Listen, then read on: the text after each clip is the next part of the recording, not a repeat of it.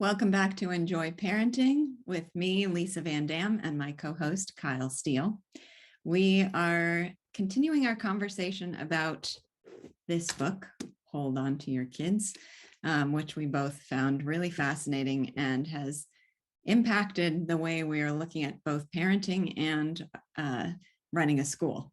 So I thought that would be our focus today, is to talk about some of the impacts it's had on us personally, and also to answer some questions people have written in related to the book. And if anybody else has questions, please submit them in the chat and we will be happy to get to them if we have time. So just for those who haven't read the book or maybe haven't heard the previous discussions, the basic premise of the book is that kids are inherently dependent creatures. They require attachment for natural, healthy development. They need to have someone to attach to for comfort, for guidance, for security, and that the natural attachment for them to have is to their parents, and that if they are lacking that primary, fundamental, secure, comfortable attachment, that what they tend to do is not live without attachment and become independent, but look to their peers for that attachment need instead, and that their peers inherently cannot provide attachment in the way it's needed. They don't offer the unconditional love, the mature support, the nurturing guidance that an adult figure in the child's life would. So is that a good way to, you think, sum it up? Yeah, I think that's all true. And two other little things I'd add is that there's a lot of pathology that comes from that peer orientation, that things can go wrong, very wrong. Mm-hmm. And most of the problems of the teenage years can be traced to it. And also that you said attachment to parents, but it can also be adults generally too. There can be a lot of trusted adults in the child's universe that all fill that healthy attachment role. That is, the parents are the crown of that, but other parents or other adults can be part of that too. Yeah. So some little ways that this has impacted me. It's funny because I just remembered this, that yesterday I heard somebody, in talking about having a relationship with your teenagers, say, point to some of the kind of cliche elements of teenage life, or what we associate with teenage life, of them kind of rebelling against you or turning against you or becoming kind of dark and bitter. A lot of these things have become cliches, and people say, well, that's just what teens are like. And I think you and I, in our experience, well, me with my experience with teenage children myself, and us with our experience at school with the teenagers, anytime I tell someone I teach 7th and 8th grade literature, they look at me with profound sympathy and gratitude for me martyring myself to deal with teenagers on a daily basis. And I just say, come in and watch my classes. There's no martyrdom happening here. It's pure joy. So anyway, I think historically, you and I have always thought, well, no, there's nothing inherent in that. Those qualities are not inherent to teenage life.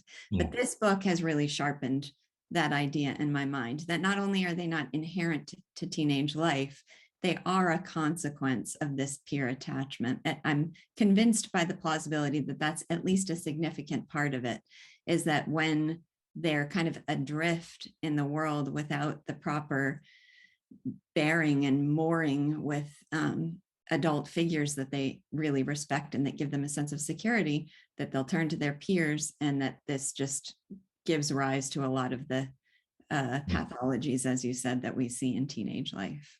Yeah, it's important to really underline that idea that our perceptions of teenagers are not written in our genetic code.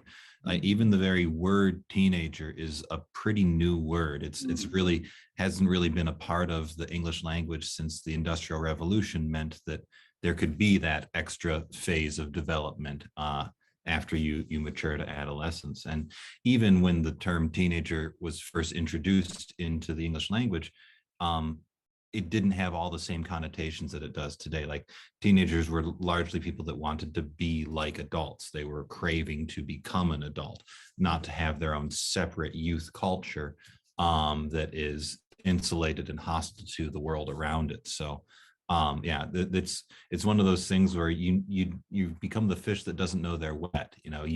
When you realize that all of the ideas we have about teenagers are largely just a few generations old. Mhm. And there's a whole different world and way to be raised. Many of us actually felt that growing up. I certainly felt alienated from teenage culture, from peer culture, because I had really strong attachments to my parents and to a lot of good adults in my life. Mhm. That's more the norm for human history than the kind of hippie MTV. You can pick your decade, and there's always this youth culture Yeah. that is dominant.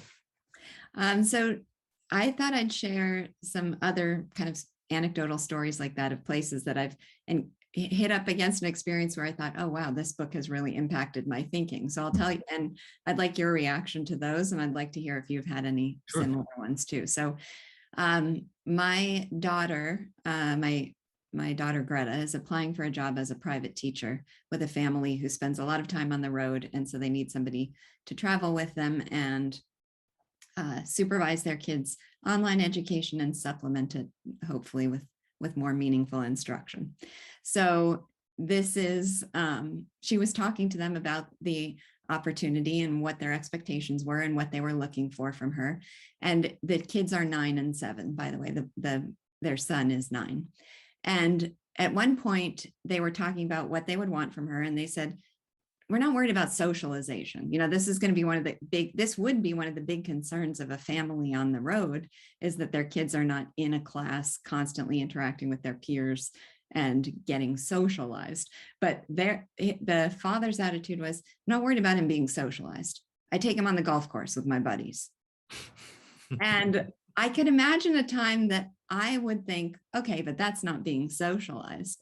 And this time, in the context of having just read this book, my thought was, yeah, that is, he's going to be interacting with adults who ideally have good, mature social skills and socialize in the sense of leading him to what those proper social skills are. Now, that doesn't mean he doesn't need an opportunity to have friends and people to pal around with and people who are at a similar level of development. But I now think of that as really distinct from socialization. That's friendship. That's not socialization. Yeah, it's you got to kind of change the rank order of that in the child's life. It's not that they don't learn to get along with people from other ignorant children. Mhm. That's not how they develop social skills. They do need those experiences, and it's a value, and it brings joy to their life. And there are things that they can do with their friends that they wouldn't do with adults necessarily, fun social things. But you don't need to, that's not the primary place where they learn socialization. The best thing would be to learn it from good adult examples. And I can think of some of my own from when I was growing up. I was way more interested than in like the dinner parties that my parents would have and the family gatherings we'd have around holidays, and I'd want to see what they were talking about. I, of course, played with my cousins and played with, the children of my parents' friends, and I'd kind of hop in between them. But I didn't, playing Monopoly in the other room, I didn't think, yeah, I'm learning how to get along with people. But watching adults get along, then that's something that really I was attentive to. So, yeah. And It's the playground a- interactions can be like a laboratory of experience, but the reason we need the adult supervisors on the playground is so that when there's something that's challenging and confusing, they have somebody to go to for advice and to kind of give them the wisdom of this situation. Yeah, that might be a good segue for me to talk about one of my own anecdotes. Sure. With this, Yeah. that this is having a really big impact on the way that I look at recess and the kids at recess. Prior to reading this book, I was more along the lines of kids need to learn to get along with each other, and so I'm going to give some advice to help them. I'm here as a resource, but it's largely going to let them work it out cage match style. But A little bit of an exaggeration. yeah. But now it's a concept that gets talked about a lot in the book is maturity. and that the attachment relationship is the best place for them to mature, but that you can't rush maturity. Right. And so when I see kids at recess having social problems, I'm now looking at it and saying, all right, do they need advice for this, or do they just not have the maturity to make good decisions? Yeah. And if they don't have the maturity to make good decisions, even though we've explained it to them and coached them, and they've seen real consequences, if they're still making poor decisions, that's when you need to be an assertive adult in their life. You need to say, all right, you can't play with these kids, or you can't play with this toy, or here's some other boundary we're going to put around your behavior. And with time, it will be relaxed as you gain maturity, which is a natural process that doesn't require specific direct intervention, just a good environment and attachment. Then, those boundaries will be lifted and you'll Yeah. have more range of action. So it both has prompted you to be a little more directly involved instead of sort of explaining things and expecting them to and allowing them to figure them out on their own. Yeah. But also, and I've observed this in your interaction with students, I think it also gives you a higher degree of patience, because when you're thinking of it in terms of maturity and they're simply not having reached a stage of maturity, you can kind of step back and say, okay, I'm going to set boundaries. I'm going to explain, I'm going to set boundaries, but I'm also not going to have the expectation that my requirements of them are going to be met immediately. I can see that they need time to integrate all of this, to develop in some way. And that happens on a different timeline for different kids. It's a common trap in parenting that will make you miserable, where you say, I don't like this behavior. I need this behavior to go away. I'm going to explain it to them, or I'm going to put incentive structures around them, or I'm going to punish them. And then when the behavior doesn't go away, you're just pulling out your hair, wondering what on earth are you going to do? And what you need to accept is the behavior is not going to go away until they mature, and you can't rush that. You can just set boundaries if they don't have the maturity for whatever behavior they're getting into. Or you can just have some patience that they're going to keep doing some things. Like the problem that I'm having right now, this is at the level of my little 2.5-year-old, is he pushes kids. And dang, if we haven't tried to explain it 100 different ways why pushing kids isn't right, and we've really hoped that he will see the impact that it has on other kids, and it's just not sinking in. And for a while, we're like, my wife and I are like, our child's a sociopath. Like, he doesn't care about the pain of others. No, he's a 2-year-old that is immature and doesn't really understand the meaning of his actions, and we can't explain it to him.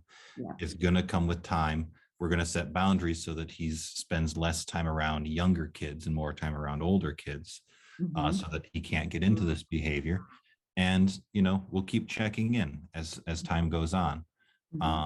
So yeah, that's a direct application of how I need to be a strong presence in his life. I need to be an orienting and a boundary setting presence in his life.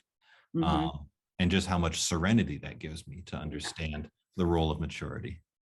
Yeah. And accepting the role of maturity makes you inherently accept that it's on a long-term time scale. Yeah. The connection just occurred to me. As a literature teacher, I'll often have parents ask, well, how do I help my kids with reading comprehension, especially when they go to take a standardized test? And some of them out of the gate will be natural, gifted, standardized test takers. Others will struggle with it. And those who struggle, sometimes their parents will say, well, how do I help them build their reading comprehension skills? Well, there are test taking strategies you can learn where you can shortcut the process of being able to perform on the standardized test. But real reading comprehension is mature. It's a form. It's like a subset of maturity. It's not something that there's a fast track for it. The process is to create an environment and a set of experiences in which that growth is occurring over time, but it's a very long-term, long time scale prospect, not something I could address with rules right now and fast track it. It's identical with mathematics in the realm of story problems. Mm. And I hit my head against the wall for years and years, being like, why doesn't this kid know how to do a story problem? I would try to give them formulas and keywords that they could look for to figure out if they're supposed to add or subtract. I teach third grade math for those who don't know. And eventually it just occurred to me, this is before reading the book, that they just get it with time. They need, repeated exposure, and you keep modeling it to them. This is that orienting role that the adult can play in the child's life. But I don't look at it each discrete problem and say, I've given them a direct instruction, why don't they behave correctly? That mode of thinking, it's easy to fall into that, especially in mathematics. But you really got to suck that out of you, and this book has been helpful for that. Good. Now, do you have another anecdote? Because I got something another connection I wanted to bring in, but I can let you go next. Yeah. Sure. Yeah, there's one other that's important to me to share, which is that it's really influenced my thinking on the question of whether my now 9 and 7-year-olds will go to high school. This is a question always on the table for us, because as I've mentioned before, my now 22 and almost 21-year-olds, they tried a few different high schools for their freshman and sophomore years. They both decided not to continue, took the California High School Proficiency Exam instead after their sophomore year, tested out of high school. For anyone for whom that sounds impressive, it's really not. The test was quite ridiculous. And tested out of high school and went to community college for 2 years before they were old enough, ready to go on to college full time and move out of the house. So when we look back on that experience, when they look back on that experience and we talk about it together, it's always the same conversation. It's probably predictable. It was the right decision. I wouldn't change it if I went back. And the reason it was the right decision is that the work they found absolutely intolerable. They just could not subject themselves to 8 hours a day plus homework of the kind of work that they found themselves doing in high school. So just to concretize that with one memorable example that came to mind recently, I recall in a history class, Lana being given a worksheet of terms from history. So they had not studied or learned these terms. They were just given a worksheet and asked to look up definitions on Wikipedia of each of the terms. There was a column for the definition, and then there was a column for them to draw a picture of the word. And I just remember one of the words being the Monroe Doctrine. So they had to look up what the Monroe Doctrine was and then draw a picture of it. Now that led to all kinds of hilarious, like, family discussions and ideas of how you could cleverly illustrate this concept, but that wasn't really teaching them history. No. There was another one. I have to add this one in too. They had to define the terms and then give an opposite for the term. And one of the terms was Creole.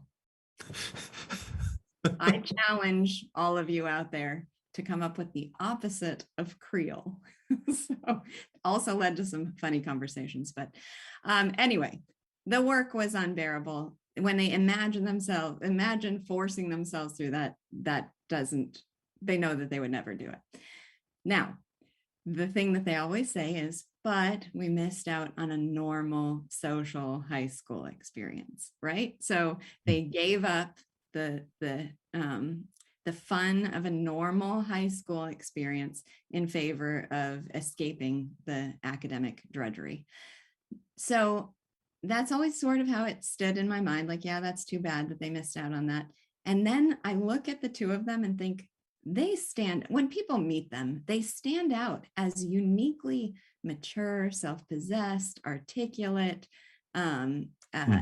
self-directed. Like, there's so much about them that makes them stand out given their ages. Yeah. That's precisely because they weren't socialized in high school. Their socialization came outside of the high school experience. So after reading this book, there's a lot less weight to me to the normal social experience and a lot more to the dangers of the normal social experience and wanting to preserve them from those experiences. Yeah. And I'm sure that if you had a high school that you could send your children to, where you thought that it was staffed with true academic mentors that had a good handle on the learning environment, and that you thought would be, good role models. That would be a different calculation for you. Totally. Yeah. But your choice was between nothing and I can't find a nice way. Nonsense with prom. Yeah. Yeah. Nonsense with prom. um, yeah.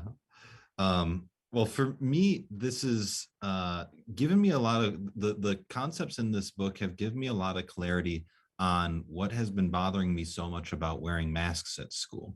And this is a little bit controversial, but I don't think that I'll say anything too wild. Our school is in California, which has a universal mask mandate for public and private schools. And I'm not going to talk about the efficacy of masks or anything like that. Things have been going very well for us with the policies that we have as far as COVID is concerned. But I have found it so hard to wear it every day at work, harder than anyone else that I've talked to. I talk to like dentists and doctors that wear the mask every day, and they say it's not a big deal. Like I can still do my job with this on. Or I talk to people that, are in the laptop class that can work from home, and they like, you just wear a mask. It's a little weird on your face, but you can still pass out papers, right? You can still give lectures, right? Yeah. And if that's your understanding of what teaching is, then I can understand why people don't understand how much of an impediment a mask is to a teacher. But you have to understand that for a teacher, the attachment you have with the students is the lifeblood of that class. It's what makes it so magical or soul crushing to be in the classroom, whether or not the students and teachers have a good attachment with each other, a good relationship, and whether they are communicating very freely. And the mask inhibits that.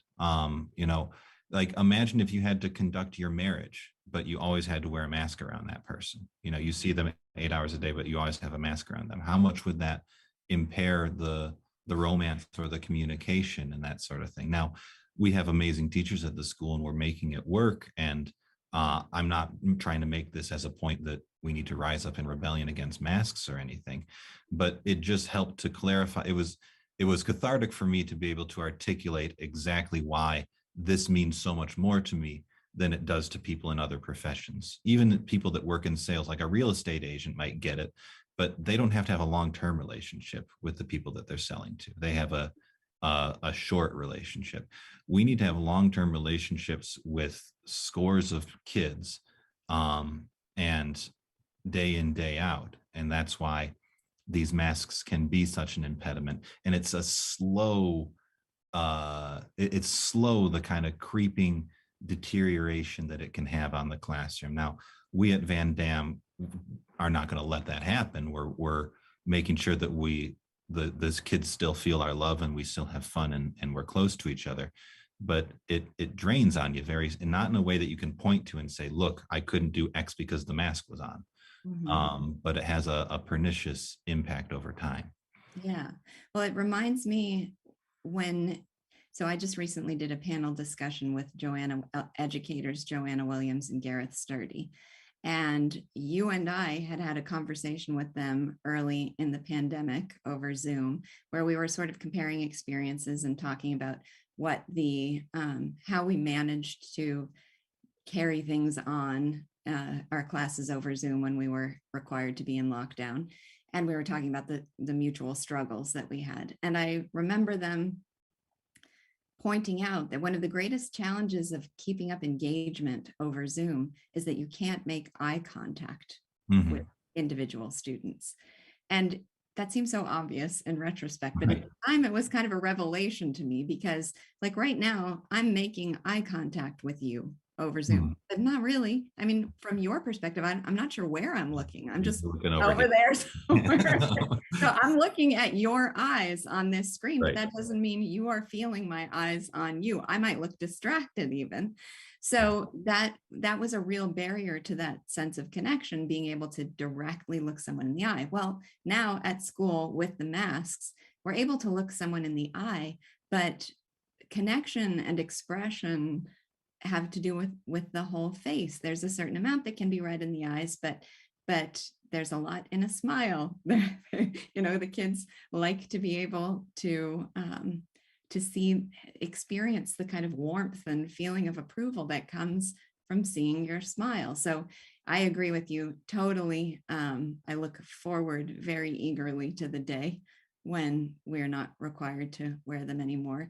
And I think it will, while I still feel very able to maintain a close connection with my students, even with the mask on, it's sort of like the feeling we all had, I think, after we were able to turn off Zoom.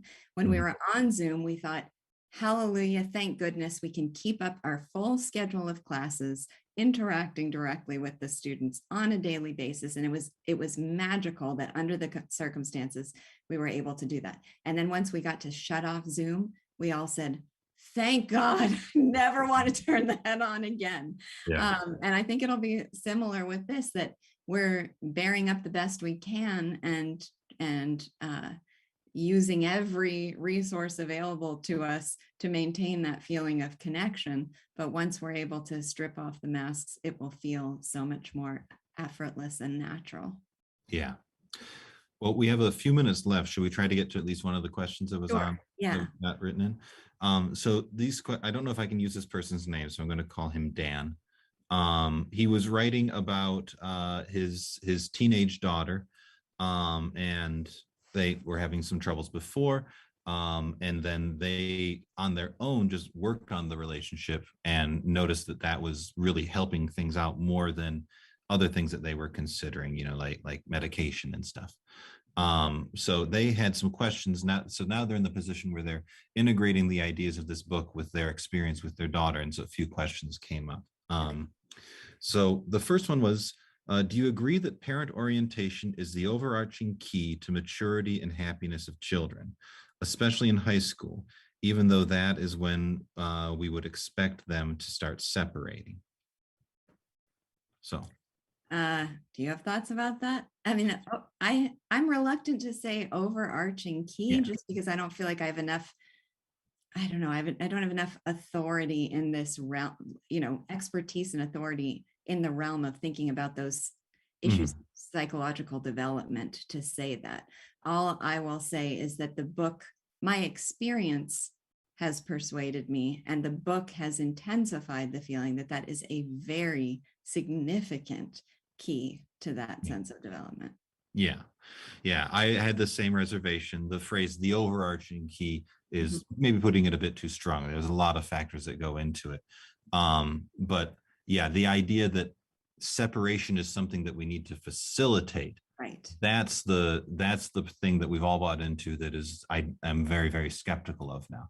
I think that separation is something that happens naturally.